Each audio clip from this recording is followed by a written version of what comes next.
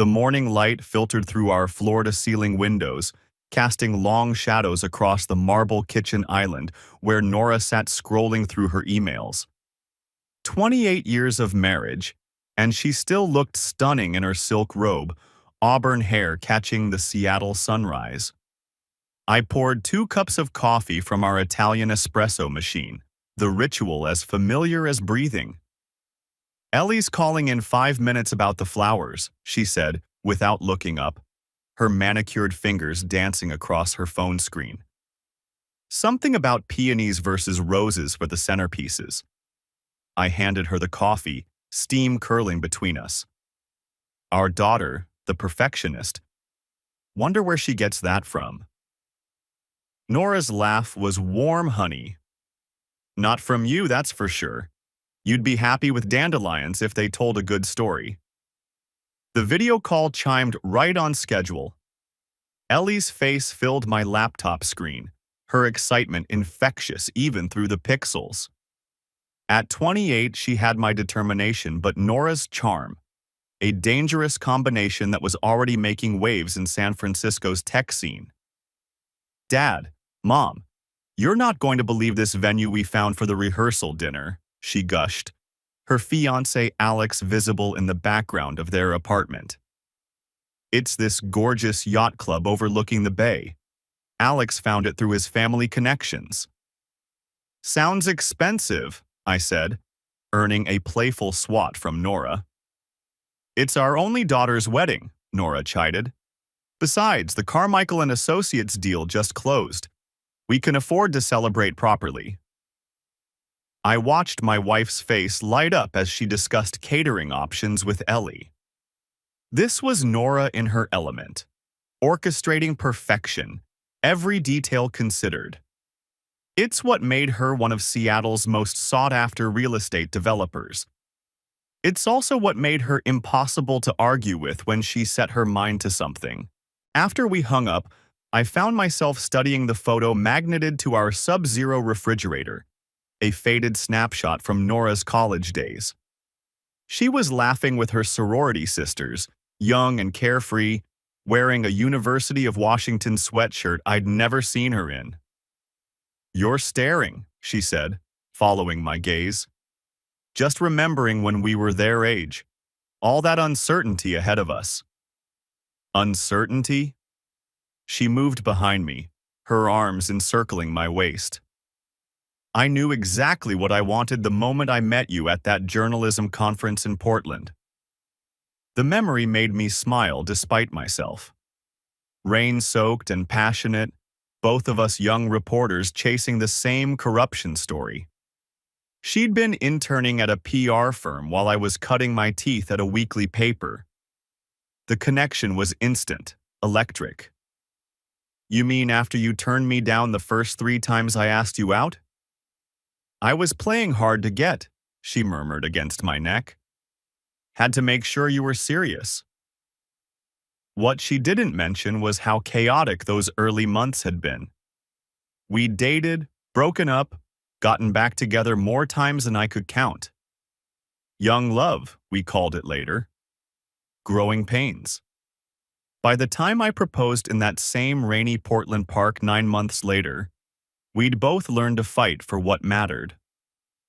My phone buzzed with a text from my editor at the Herald. The city corruption story I'd been working on had legs. Bigger than we'd initially thought. 3 city council members taking kickbacks from a development consortium. All of it traced through a paper trail that led back to some very familiar names in Seattle's construction scene. "Work calling?" Nora asked, recognizing the look on my face. "Always is, but nothing that can't wait until after our daughter's wedding." She kissed my cheek, her lips lingering. "This is why I married you, Harlan Mitchell. Family always comes first." The next week blurred together in a familiar rhythm. Days chasing sources through coffee shops and parking garages, piecing together financial records that revealed just how deep the corruption went. The adrenaline never got old. That moment when scattered facts crystallized into an undeniable story. It's what had kept me in investigative journalism for 3 decades, even when the industry crumbled around us. Evenings belonged to Nora and wedding planning. We'd spread brochures across our dining room table, debating everything from string quartet selections to wine pairings. Nora handled the details with military precision, while I mostly nodded and wrote checks. "Your job is to show up in a tux and walk our daughter down the aisle," she'd tease when I questioned the necessity of having both a wedding planner and a day of coordinator. "And give a speech without embarrassing anyone." Well, let's not set unrealistic expectations. Friday evening found us hosting Ellie and Alex for the weekend. Our daughter had driven up from San Francisco, ostensibly to finalize vendor contracts, but really just to spend time with us. Alex, bless him, had learned to navigate our family dynamics with the skill of a diplomat. We ordered pizza and sprawled across the living room, old home videos playing on our wall-mounted TV. There was 6-year-old Ellie's first soccer game where she'd scored on her own goal and cried for 20 minutes. Teenage Ellie's high school graduation, where she'd thanked us for putting up with my dramatic phase. "God, look at Dad's hairline," Ellie laughed, pointing at the screen. "Hey, I had a full head of hair when you were born," I protested. "You kids are what turned me gray." "Mom, you look exactly the same," Alex observed, and I had to agree.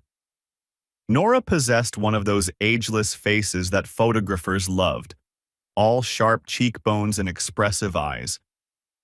"Pilates and good genes," she said, but I caught something in her expression when the video lingered on her younger self, a flicker of something I couldn't quite identify. "Remember your sorority days?" Ellie asked. "You never talk about college." "Ancient history," Nora deflected smoothly. "Besides, your father's stories are much more interesting. Tell Alex about that time you spent 3 days staked out in a parking lot to catch that judge taking bribes." The conversation shifted, but I filed away the moment. In 28 years of marriage, I'd learned to read my wife's tells. The way her smile tightened when certain subjects came up. How she'd change topics when pressed about her past. I'd always assumed everyone had parts of their history they preferred to keep private. Later, after Ellie and Alex had gone to bed in the guest room, Nora and I sat on our back deck overlooking Elliott Bay. The city lights twinkled like fallen stars, and the sound of water against the seawall below provided a gentle soundtrack. "I got an interesting email today," I said, pulling out my phone. "Remember Tom Brennan from the old days? Used to cover real estate for the Business Journal?" "Vaguely." "He's freelancing now, working on some piece about Seattle's development boom in the late 90s. Said something about ghosts from 96 still influencing deals today." I showed her the cryptic message. "Probably just fishing for sources." Nora's fingers tightened almost imperceptibly around her wine glass. "The 90s feel like a lifetime ago." "Tell me about it. Sometimes I can barely remember what we were like back then." "Young and stupid," she said with a laugh that sounded forced. "Thank God we grew up." The next morning brought chaos in the best possible way. Nora had scheduled appointments at 3 different bridal shops, determined to find the perfect mother-of-the-bride dress. Ellie endured the fittings with good humor, while Alex and I retreated to my study. "Your daughter's amazing," he said, settling into one of my leather chairs. "I keep waiting for her to realize she can do better than a guy who writes code for a living." "Trust me, she knows exactly what she's doing. Ellie's never made a decision lightly in her life." "Speaking of decisions," Alex said, pulling out his tablet, "I've been working on a surprise wedding gift. You know how Ellie loves family history? I've been digitizing old documents, photos, letters, creating a comprehensive family archive. I found some really interesting stuff about both sides of the family. Something cold settled in my stomach. What kind of stuff? Old newspaper clippings, college yearbooks, business records. Did you know Nora's family owned a small construction company in the 80s? And there's this whole box of her personal papers from the 90s I found in your attic. Journals, letters, photos. Real treasure trove. You went through our attic? Nora gave me permission last week. Said there were some old photo albums up there I could scan. Alex's enthusiasm was infectious and alarming. The journals especially. Such a window into who she was before you two got serious. My mouth had gone dry.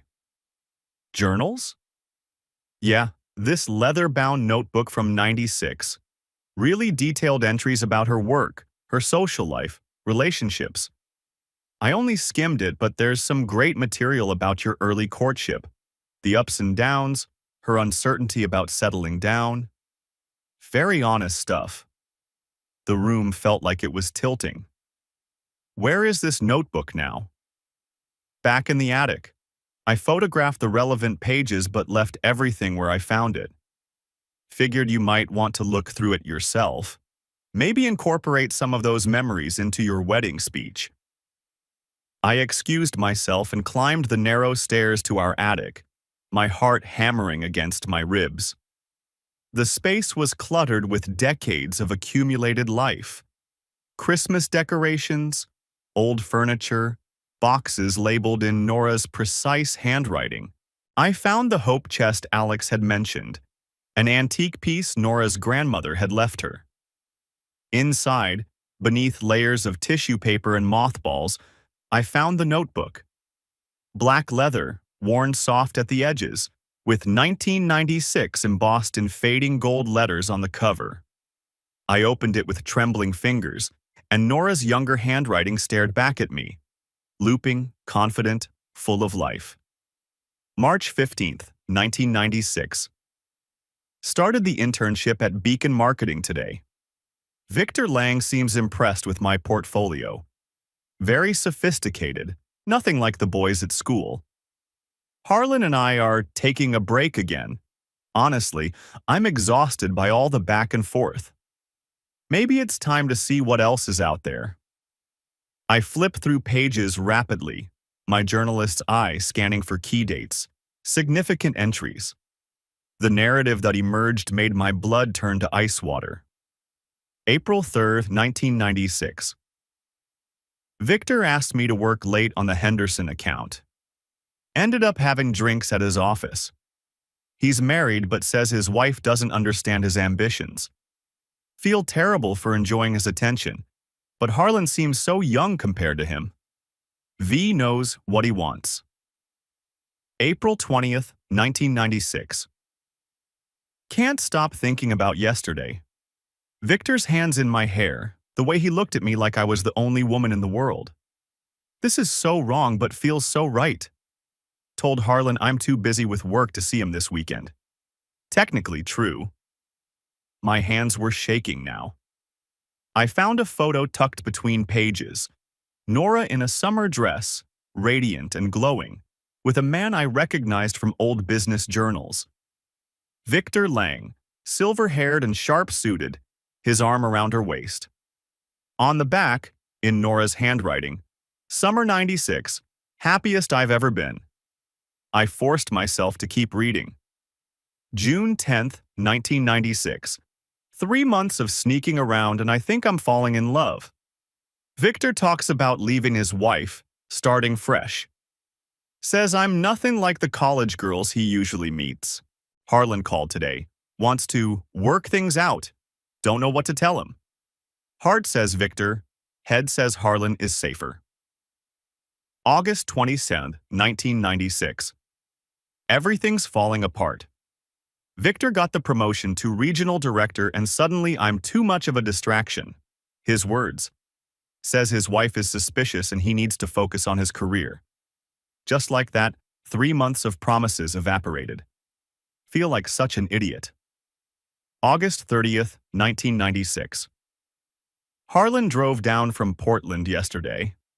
Said he's tired of our games, wants to try again properly. Looked so earnest standing on my doorstep with flowers from the farmer's market. Part of me wanted to slam the door, but Victor's rejection still stings.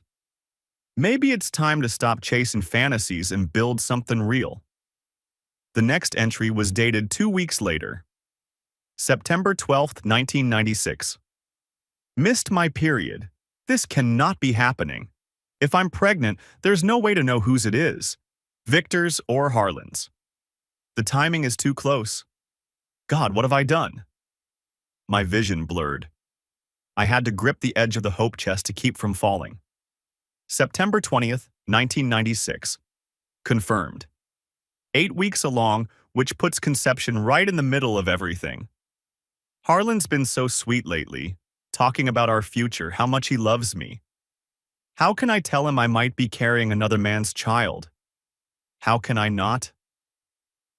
October 5th, 1996. Told Harlan about the pregnancy today. The joy on his face nearly broke me. He proposed right there in my living room, said he'd been carrying the ring around for weeks waiting for the right moment. Guess a baby counts as the right moment. Pray to God this child is his. If it's not, I'll make sure he never finds out. October 15th, 1996. Harlan's so excited about the wedding, wants to elope before I start showing. Keep catching myself studying his features, looking for similarities that might predict what our baby will look like. Victor's eyes, Harlan's jaw. This secret is going to eat me alive, but I can't destroy the happiness in Harlan's eyes. He deserves better than the truth. The final entry was dated just before our wedding. November 30th, 1996. Tomorrow, I become Mrs. Harlan Mitchell. Part of me is genuinely excited. Harlan's a good man who will be a wonderful father. The other part feels like I'm building my future on quicksand. But Victor's made his choice, and I'm making mine. This baby will have a father who wants her, and that's what matters. Some secrets are meant to stay buried. I sat in that dusty attic for an hour, reading and rereading those entries until the words burned themselves into my memory. 29 years of marriage. 28 years of raising a daughter who might not be mine. A lifetime built on a lie so fundamental, it made my entire reality feel like tissue paper. Downstairs, I could hear Nora laughing with Ellie, probably showing off potential dresses. The sound that used to warm my heart now made me nauseous. I carefully returned the notebook to its hiding place and walked downstairs on unsteady legs. In the kitchen, Nora was modeling a navy blue cocktail dress while Ellie took photos. "What do you think, Dad?" Ellie asked. "Sophisticated enough for the mother of the bride?" I looked at my wife of 28 years, this woman I thought I knew completely, and forced my voice to remain steady. "Beautiful. You look beautiful." Nora's smile could have powered the city. "You always say the right thing." The rehearsal dinner 2 days later passed in a surreal haze. I gave my speech about love and commitment while internally screaming. I toasted Nora's beauty and grace while planning my next move. I watched our daughter's happiness and swore that whatever came next, I wouldn't let it touch her special day. But once the wedding was over, all bets were off. The ceremony itself was perfect, just as Nora had orchestrated. Ellie was radiant in her grandmother's vintage lace. Alex couldn't stop grinning, and I somehow managed to walk my daughter down the aisle without collapsing under the weight of my secret knowledge. During the reception, I watched Nora work the room with practiced ease, charming Alex's family, coordinating with vendors, playing the role of gracious hostess. Every smile felt like another knife twist. How long had she been acting? How many of our intimate moments had been performance? "You okay, Dad?" Ellie appeared at my elbow during the dancing. "You seem a million miles away." "Just emotional," I lied. "My little girl is all grown up." She hugged me tight. "I'm so glad you and Mom made it work all those years ago. You two are proof that real love exists." I held my daughter close and wondered if she was even mine. The week after the wedding, I threw myself into work with manic intensity. The corruption story provided a welcome distraction, and I spent long hours tracking financial records and interviewing sources. But even buried in spreadsheets, my mind kept circling back to that notebook. I needed more information before I made any moves. This wasn't a story I could half-ass. There would only be one chance to get it right. Using the same methodical approach I'd honed over 3 decades in journalism, I began investigating my own life. I started with public records, cross-referencing dates and locations from Nora's journal entries. Victor Lang had indeed worked at Beacon Marketing in 1996 before transitioning to real estate development consulting. His firm, Lang & Associates, had grown steadily over the years, specializing in high-end residential projects. The kind of projects Nora's company regularly collaborated with. I accessed our joint cloud storage account, something we'd set up years ago for sharing family photos and documents. Buried in Nora's personal folder, I found financial records that made my blood run cold. Regular consulting payments from Lang & Associates, dating back 15 years. Not huge amounts, nothing that would trigger tax scrutiny, but consistent enough to suggest an ongoing relationship. The photo from the notebook haunted me. I'd had it digitized and enhanced, studying every pixel for clues. The timestamp confirmed what I'd feared. Late September 1996, right around Ellie's conception window. Nora looked radiant, glowing with something I now recognized wasn't just happiness, it was love. The kind of desperate, consuming passion I'd thought she felt for me. 2 weeks after the wedding, I finally worked up the courage to get a paternity test. Using samples from Ellie's toothbrush during a family dinner felt like the ultimate betrayal, but I had to know. The waiting period nearly killed me, but the results were clear. Ellie was mine. Genetically, unquestionably, completely mine. The relief was overwhelming and short-lived. Because if Ellie was my daughter, then Nora's anguish in those journal entries was even worse than I'd imagined. She'd been tortured by uncertainty, prepared to build our marriage on a lie, all while believing she might be tricking me into raising another man's child. The woman I'd loved for 29 years was a stranger. I started following Victor Lang's movements, using skills I'd developed tracking corrupt politicians and corporate executives. His firm occupied a sleek downtown office building, all glass and steel, the kind of place that screamed success. I posed as a potential client, toured their offices, listened to their pitch about transforming Seattle's residential landscape. Victor had aged well, silver hair now completely white, but still sharp-eyed and commanding. During our meeting, he mentioned several ongoing projects in collaboration with some of the city's most innovative developers. When I asked for examples, Nora's company topped the list. "Exceptional woman," he said, with what seemed like professional admiration. "We've worked together for years. She has an instinct for what buyers want." I wondered if that instinct extended to knowing what married men wanted. That evening, I confronted Nora indirectly. We were having dinner on our deck when I casually mentioned meeting with Victor's firm about a potential investment property. Her fork clattered against her plate. "You met with Victor Lang? You know him?" "Professionally. We've collaborated on several projects." Her voice was carefully neutral, but I caught the slight tremor. What kind of investment are you considering? Nothing specific, just exploring options for retirement planning. She relaxed fractionally. I could have introduced you, saved you the cold call. How long have you two been working together? On and off for years. He's very well connected in the industry. I filed away her evasion. In journalism, the information people don't volunteer is often more revealing than what they do. Over the next month, I compiled a comprehensive file on my wife's secret life.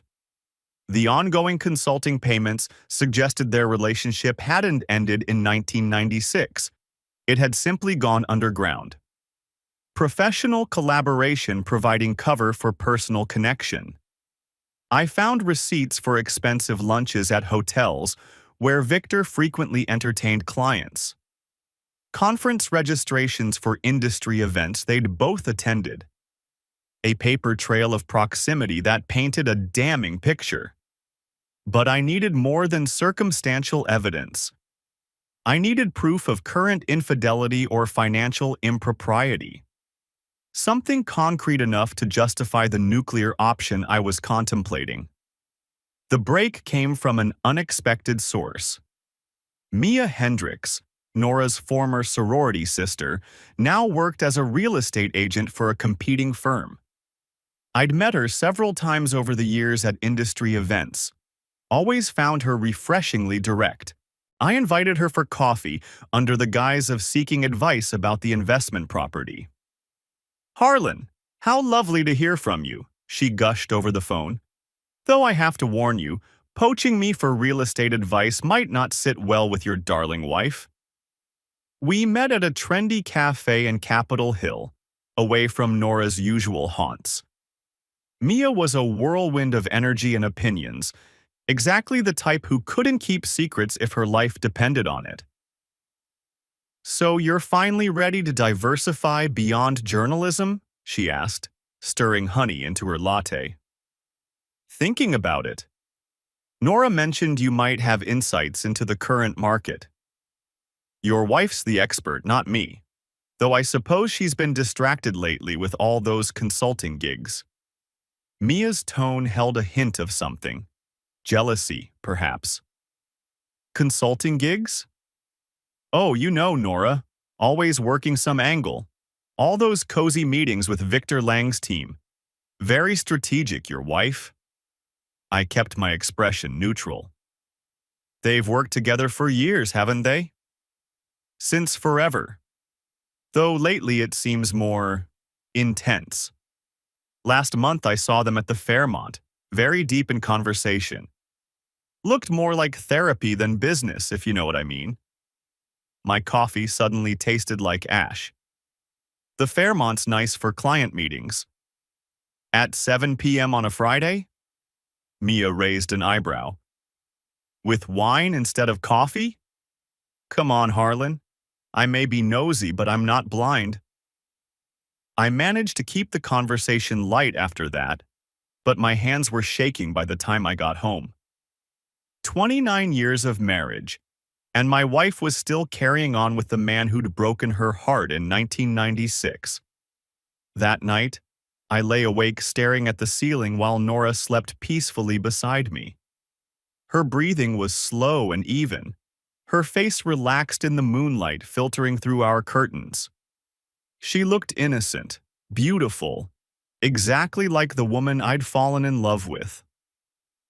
I wondered if she ever thought about Victor when she was with me, if their professional collaboration included the kind of intimacy I'd thought we shared exclusively. The questions multiplied like cancer, eating away at every happy memory we'd built together. By morning, I'd made my decision. If Nora wanted to keep playing games, I'd show her what a professional investigator could uncover when properly motivated. I hired Marcus Webb, a private investigator I'd worked with on several stories over the years. Marcus was thorough, discreet, and completely without moral judgment, essential qualities when investigating one's own wife. "I need to know if she's having an affair," I told him, in his cramped downtown office. Current, not historical. And if there's any financial impropriety connected to her business relationships. Marcus didn't even blink. Timeline? However long it takes to get definitive proof. Budget? Whatever it costs. He quoted me a number that would have made me wince under normal circumstances. I wrote the check without hesitation. One question, Marcus said as I stood to leave. What are you planning to do with whatever I find? That depends on what you find. 3 weeks later, Marcus delivered a report that exceeded my worst expectations. Nora and Victor weren't having a traditional affair. They were having something worse. An emotional relationship that had persisted for decades, conducted through carefully orchestrated business meetings, and supported by a complex web of financial arrangements that bordered on money laundering. Victor's firm had been funneling contracts to Nora's company in exchange for below-market consulting fees that were then paid back through shell companies and offshore accounts. The setup was sophisticated enough to avoid casual detection, but sloppy enough to crumble under scrutiny. More damaging were the photographs. Not of sexual encounters, but of intimate conversations. Nora and Victor sharing wine at expensive restaurants, holding hands across tables, embracing in parking garages. The kind of emotional intimacy that felt like a deeper betrayal than simple physical cheating. The final piece of evidence was a letter Marcus had intercepted from their mail. Postmarked 3 days after our honeymoon in 1997, addressed to Nora in Victor's distinctive handwriting. My darling Nora, I know I have no right to contact you after everything that happened, but I can't stop thinking about what we had. Marriage doesn't change how I feel. If anything, it makes me realize what I've lost. If you ever want to explore what might have been, you know how to find me. Forever yours. Nora had kept that letter for 28 years.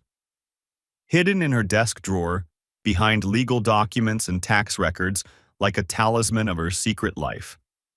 I sat in my car outside Marcus's office, reading the report for the 3rd time, and felt something crystallize inside me. Not just anger, that had been building for weeks. This was clarity, purpose. The same focused intensity I brought to investigative work now turned toward destroying the woman who'd destroyed my life. Nora thought she was clever, maintaining her double life for 3 decades. But she'd made one crucial mistake. She'd betrayed a journalist. Someone who made his living exposing secrets and ruining careers. I was very, very good at my job. The plan came together over the next month with elegant simplicity. I would use the same tools that had built my reputation, meticulous research, strategic disclosure, and perfect timing, to systematically dismantle Nora's carefully constructed facade. First, I needed to protect Ellie. My daughter was building her own career and didn't deserve to be collateral damage in this war. I began subtly encouraging her to distance herself from her mother's business network, suggesting alternative contacts and opportunities that would reduce any professional overlap. You know, sweetheart, I said, during one of our regular lunch meetings, Alex mentioned you were looking for seed funding for the new startup.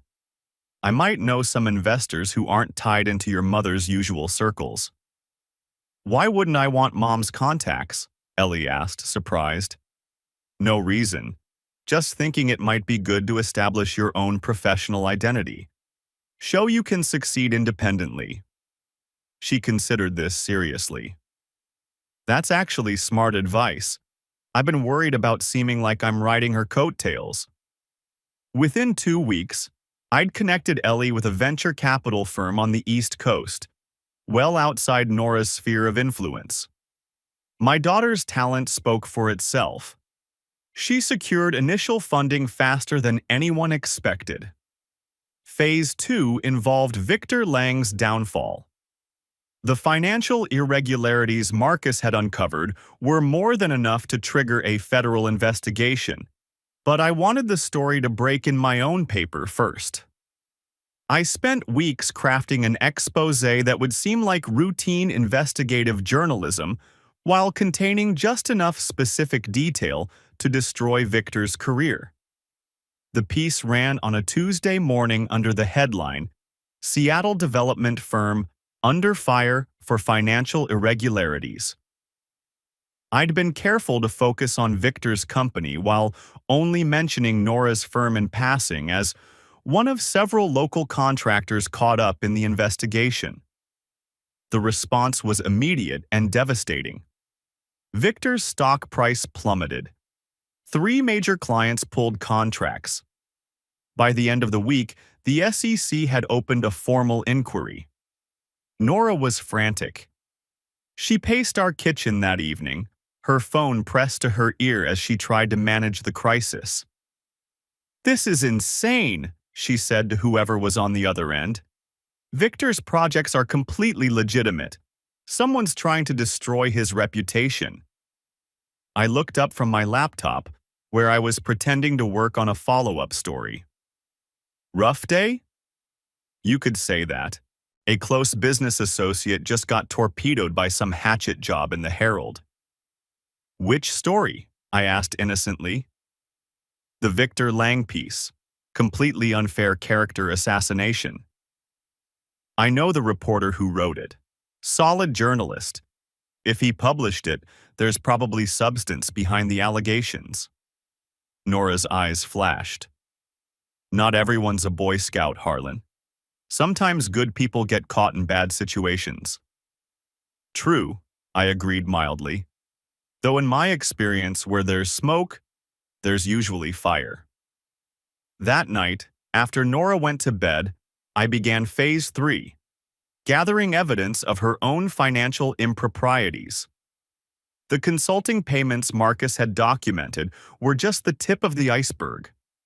Using the same forensic accounting techniques that had exposed dozens of corrupt politicians, I traced a decade-long pattern of financial arrangements that wouldn't survive regulatory scrutiny. Nora had been clever, but not clever enough. The shell companies, offshore accounts, and circular payments that had seemed sophisticated in the 1990s looked amateurish by current standards. Once federal investigators started pulling threads, the whole structure would unravel. I just needed to make sure they knew where to look. The anonymous tip I sent to the FBI's Financial Crimes Unit was a masterpiece of strategic information. I provided just enough detail to guide their investigation without revealing my own involvement. Within days, I received confirmation that they'd opened a preliminary inquiry into potential money laundering activities in Seattle's real estate development sector. The net was closing. 3 months after finding that notebook, Nora received notice that her company was under federal investigation for financial irregularities. The letter arrived on a Thursday morning while she was getting ready for an industry awards ceremony where she was scheduled to receive a Lifetime Achievement Award. "This can't be happening," she whispered, clutching the official letterhead with trembling hands. I read over her shoulder, feigning shock. "What kind of irregularities?" "Money laundering, conspiracy. It's all completely fabricated." She looked up at me with desperate eyes. "Harlan, you have connections at the federal level. Isn't there someone you could call?" For just a moment, I felt a flicker of the old sympathy. She looked so lost, so vulnerable, exactly like the woman I'd comforted through 1,000 smaller crises over the years. Then I remembered the letter in her desk drawer. The decades of lies. The secret meetings with Victor Lang. "I'm sorry, honey," I said, pulling her into a hug that felt like embracing a stranger. "But you know I can't interfere with an ongoing investigation. It would be unethical." That evening, I sat in the audience as Nora accepted her award. She gave a gracious speech about integrity and professional excellence while federal agents were probably already reviewing her financial records. The irony was almost too perfect. After the ceremony, we mingled with Seattle's business elite, many of whom had read my Victor Lang exposé and were quietly distancing themselves from anyone associated with him. I watched Nora work the room with increasing desperation, trying to salvage relationships that were already beyond repair. "Harlan," a familiar voice called out. Tom Brennan, the freelance reporter who'd sent me that cryptic email months ago, appeared at my elbow with a champagne flute and a knowing smile. "Tom, good to see you again." "Likewise. Hell of a story you broke about Victor Lang. I've been working a similar angle for months." Something cold settled in my stomach. Similar angle? The whole Seattle development scene in the 90s. Amazing how many current players trace back to that period. Your wife's name keeps coming up in my research. I kept my expression neutral. In what context? Old relationships, business connections. You know how incestuous this industry is. Tom's smile sharpened. I'm particularly interested in a certain marketing firm internship program from 1996. Very cozy arrangements between young women and established executives. Sounds like ancient history. Maybe, though some of those relationships seem to have had remarkable staying power. Tom glanced across the room to where Nora was deep in conversation with the group of investors. Amazing how the past keeps influencing the present. I excused myself and found Nora by the bar, her face pale despite perfect makeup. "Everything okay?" I asked. "Just tired. Can we go home?" During the drive back to our house, she was unusually quiet. I'd learned to read her silences over the years, and this one felt different. Heavier. "Who was that reporter you were talking to?" she asked as we pulled into our driveway. "Tom Brennan, freelancer, working on some story about local development trends." "What kind of trends?" "Historical stuff, mostly. How relationships formed in the 90s still influence current business patterns." Nora went very still. "Did he mention any specific people?" "Not really. Why?" "No reason. Just curious." But I could see the fear in her eyes, and I knew the endgame was approaching. 2 days later, Tom's story broke in Seattle Weekly under the title "Power, Politics, and Personal Connections: How Seattle's Development Elite Built Their Empire." The piece was a masterful blend of historical research and contemporary analysis, tracing the career trajectories of major players from their early days through current prominence. Nora's section was devastating. Real estate mogul Nora Mitchell, née Harrison, built her reputation on an uncanny ability to secure profitable development partnerships, particularly with Lang & Associates consulting firm. Records suggest this professional relationship dates to 1996, when Harrison was a marketing intern and Victor Lang was a senior executive. While both parties describe their collaboration as purely professional, financial records reveal a complex web of consulting fees, partnership arrangements, and profit-sharing agreements that have generated millions in revenue over nearly 3 decades. Of particular interest are documented meetings between Mitchell and Lang at upscale restaurants and hotels, often outside normal business hours, that former colleagues describe as unusually intimate for professional consultations. When asked about the nature of these meetings, Mitchell's representatives declined to comment. The story included several of Marcus's photographs, carefully cropped to show Nora and Victor in compromising but not explicitly sexual situations. The caption read, Business partners. Nora Mitchell and Victor Lang discussed development strategies at an industry event. I found Nora in our bedroom, sitting on the edge of our bed with the article spread across her lap.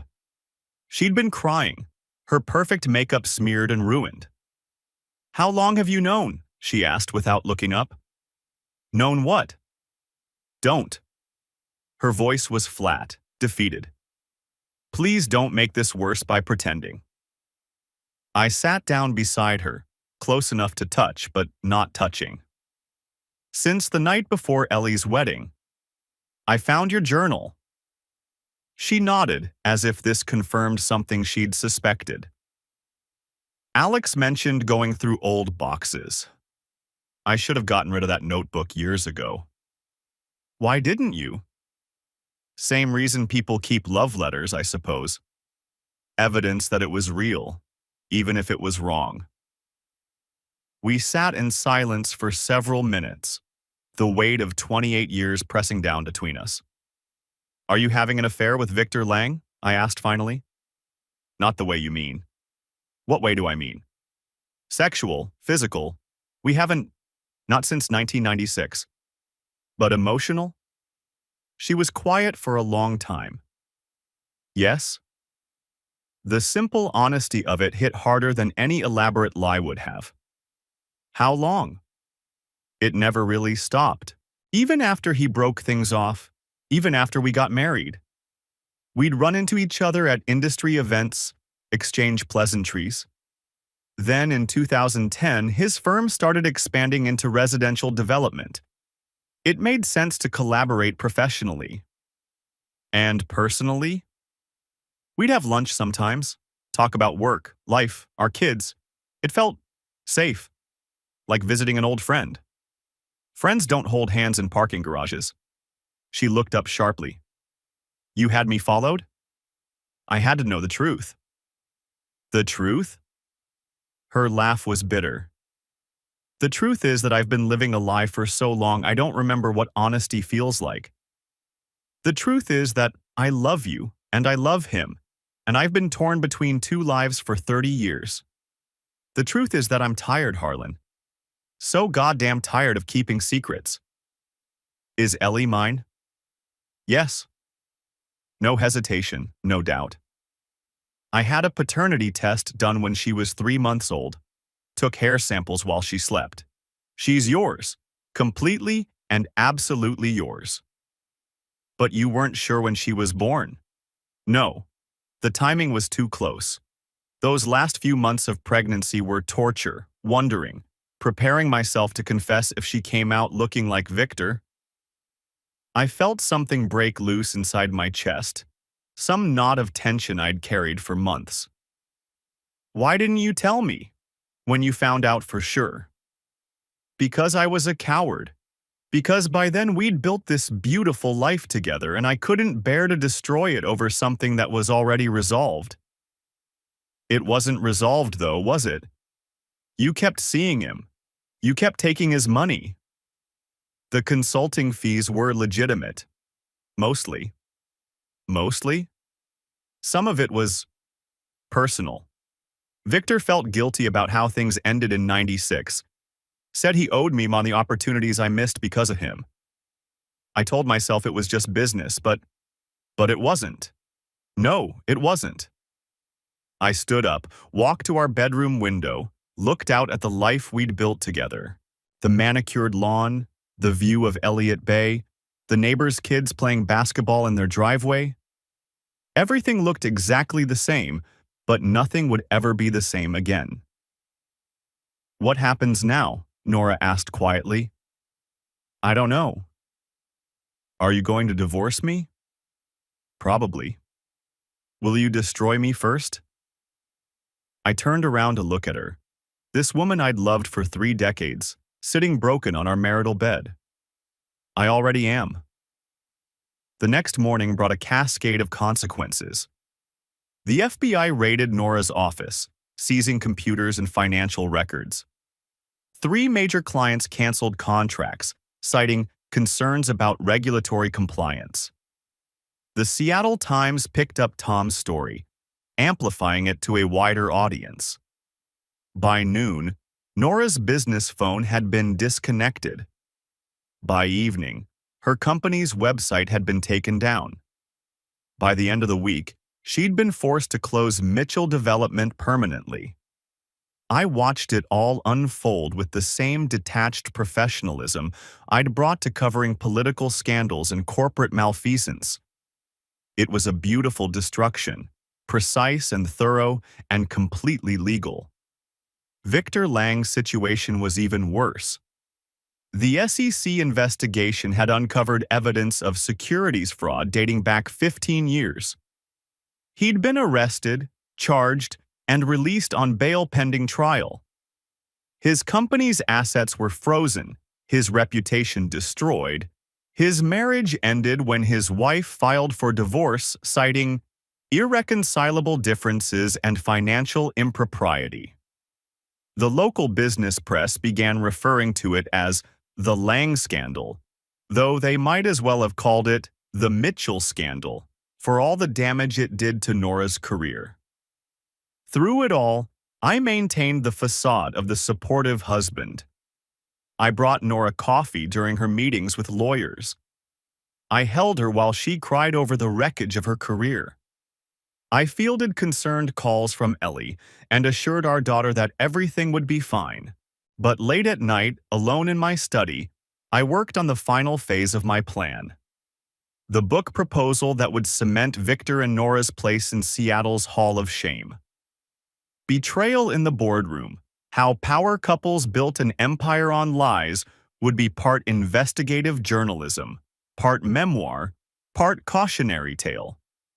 I'd already received interest from 3 major publishers based on a brief outline. The proposal opened with a scene I'd replayed in my mind countless times. I found my wife's secret on the night before our daughter's wedding, hidden in a hope chest like a time bomb waiting 30 years to explode. The leather journal contained the truth about our marriage, our family, our entire life together. And it changed everything I thought I knew about love, loyalty, and the price of keeping secrets. 6 months after discovering Nora's journal, I filed for divorce.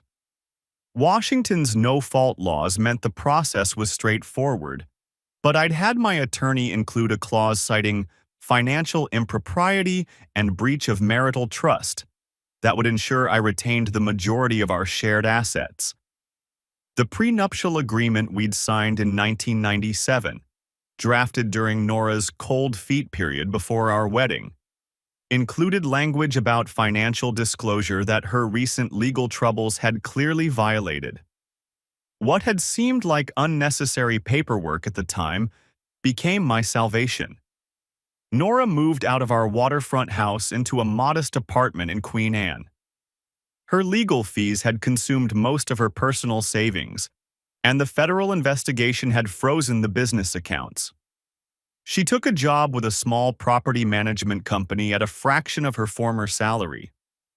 I kept the house, the cars, the investment portfolio we'd built together over nearly 3 decades. It felt like fair compensation for 28 years of marriage based on a lie. Ellie struggled with the dissolution more than either of us. Our daughter had built her identity around our family's stability, and watching her parents' marriage implode was devastating. I made sure she understood that none of this was her fault, that our love for her remained unchanged regardless of what had happened between Nora and me. "I don't understand how people can live double lives for so long," she said during one of our regular dinners. We'd started meeting weekly after the separation, father-daughter bonding time that had become precious to both of us. "People are complicated," I said carefully. "Sometimes they make choices they can't figure out how to undo." "Do you hate her?" The question caught me off guard. Did I hate Nora? The woman who'd lied to me for 3 decades, who'd built our marriage on quicksand, who'd carried on an emotional affair for most of our adult life together? "I hate what she did," I said finally. But the woman I fell in love with was real, even if she wasn't the whole truth. Ellie nodded thoughtfully. Alex says forgiveness is really about letting go of anger so it doesn't poison your own life. Alex is a smart man. You chose well. I learned from the best. She squeezed my hand across the table. Even if the example was more complicated than I realized. The book deal came through 8 months after the divorce was finalized. The advance was substantial enough to fund early retirement, and the publisher was already talking about movie rights. My literary agent described it as a perfect storm of true crime, memoir, and social commentary that captures the zeitgeist of our post-truth era. I quit the Herald 6 weeks before publication, citing a desire to focus on longer-form storytelling. The truth was simpler. I'd accomplished what I set out to do, and it was time to start fresh. The book launch was held at Elliott Bay Book Company, the same independent bookstore where Nora and I had browsed together countless times over the years. The irony wasn't lost on me.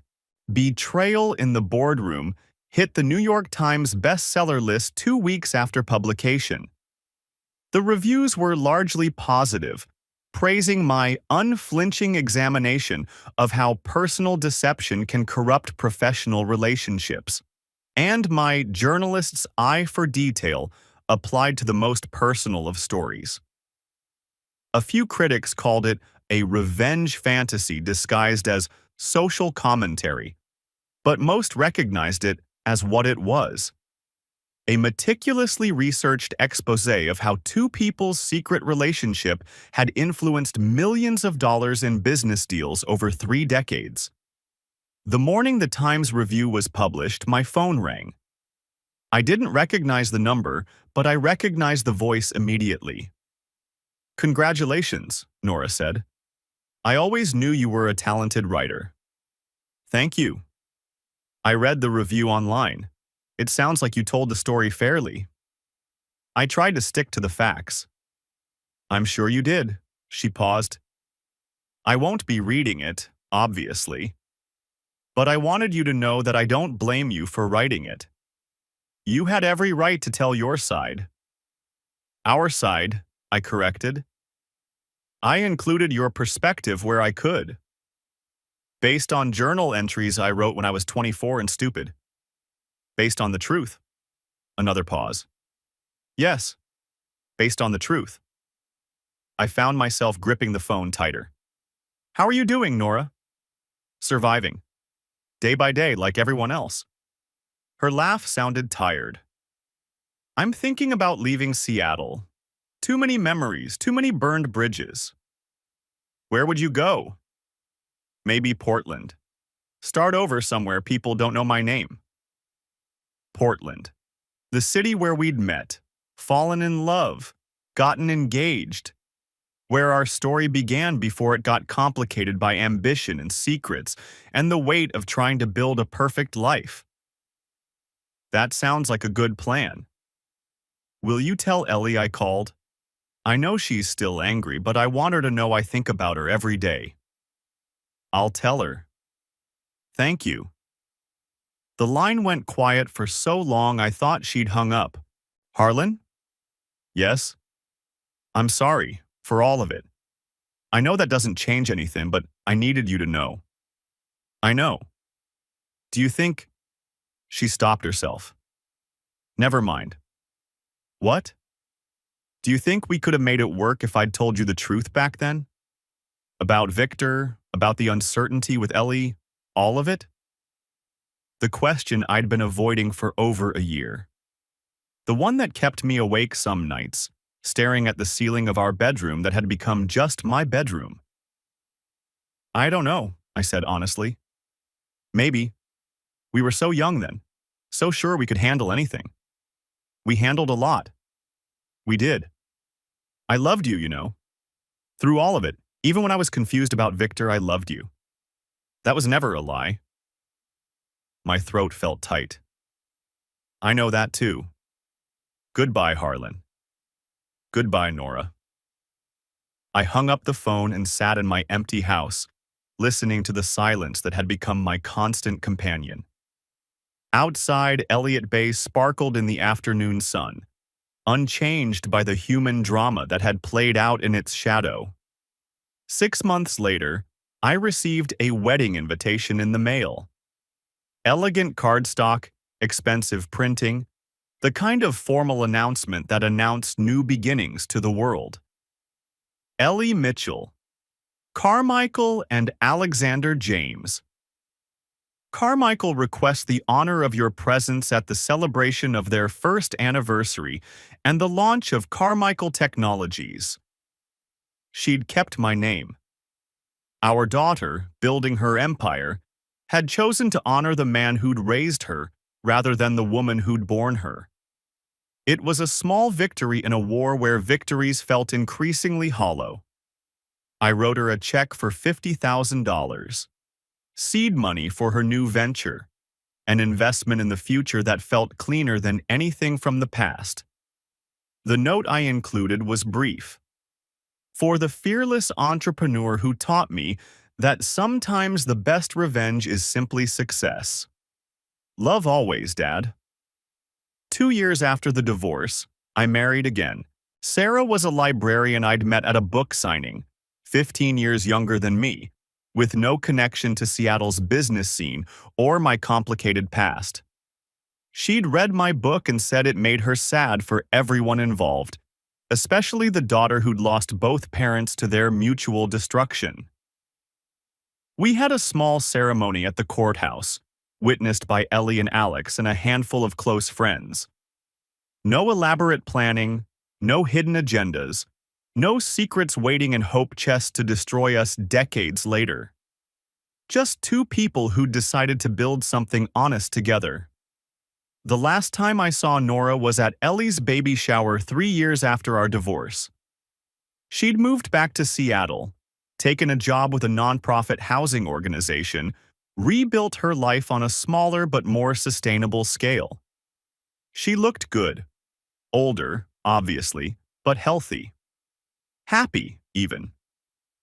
The desperate edge that had characterized her final years as a power broker was gone, replaced by something that looked like peace. We didn't speak directly, but I caught her eye across the room during Ellie's speech about motherhood and legacy. For just a moment, 30 years of history passed between us. The love, the lies, the damage, the endurance. Then Ellie called for everyone's attention, and the moment passed. Later, as guests were leaving, Nora approached me by the gift table. "She looks radiant," she said, nodding toward our daughter. "Pregnancy suits her. Grandchildren. Can you believe it?" I smiled despite everything. I can barely believe we're old enough to be grandparents. Time has a way of putting things in perspective, doesn't it? It does. She picked up her purse, hesitated. "I heard about your marriage. Congratulations." "Thank you. Is she good to you?" "Very good." "I'm glad." She looked like she wanted to say more, but settled for, "You deserve to be happy, Harlan." "So do you." As she walked away, I realized something had shifted. The anger that had driven me for so many months, that had fueled the investigation and the book and the systematic destruction of her career, was finally gone. Not because I'd forgiven her. That had happened gradually, imperceptibly, like aging or learning. But because I'd finally forgiven myself. For loving someone who'd lied to me. For building a life on an uncertain foundation. For raising a daughter in a house where one parent carried secrets that could have destroyed us all. For being human enough to want revenge and wise enough, eventually, to want peace more. 5 years after finding that notebook, I published my second book, Second Chances, a memoir of midlife, marriage, and moving forward. It was smaller, quieter than the first, more reflection than revelation, more hope than anger.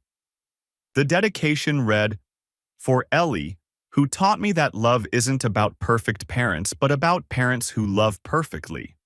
And for Sarah, who taught me that it's never too late to start over." At the launch party, held in the same bookstore where I'd begun my second career as an author, Ellie approached me with my 6-month-old grandson in her arms. "I'm proud of you, Dad," she said, shifting the baby to one hip so she could hug me. "For the book? For moving on? For showing me what resilience looks like?" I looked down at my grandson, Nora's grandson too, though she wasn't part of his life in any meaningful way, and felt something settle into place. The future stretching ahead, uncertain but clean. Honest. "Want to know a secret?" I told Ellie. "What?" "I'm finally ready to stop being a journalist and start being just a grandfather." She laughed, the sound bright and uncomplicated. "I think that's the best story you'll ever write." As the evening wound down and guests filtered out into the Seattle night, I stood by the bookstore window, looking out at the city lights reflecting off Elliott Bay. Somewhere out there, Nora was living her smaller, quieter life. Victor Lang was serving his federal sentence. The past was finally, truly past. I thought about that notebook, the secret that had changed everything. Part of me wondered what would have happened if I'd never found it, if Ellie's wedding had passed peacefully and we'd all continued living our careful lives. But mostly, I was grateful. For the truth, even when it hurt. For the chance to build something better from the wreckage. For the family I'd raised and the family I was still building. And for the understanding that sometimes the best revenge isn't destruction, it's the decision to stop destroying yourself.